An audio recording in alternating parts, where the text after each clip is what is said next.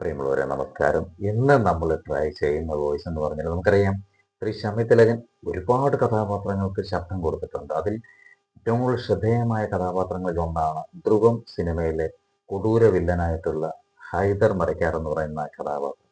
അപ്പൊ ഇന്ന് നമ്മൾ ട്രൈ ചെയ്യുന്നത് ആ കഥാപാത്രത്തിന്റെ വോയിസ് ആണ്. ശ്രദ്ധിക്കുക.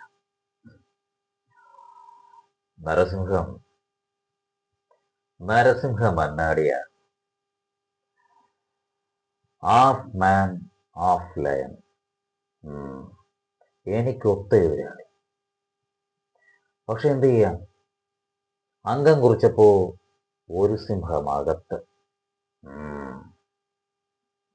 പക്ഷെ ഞാൻ എന്നും അകത്ത് കിടക്കും നിൽക്കരുതരുത്.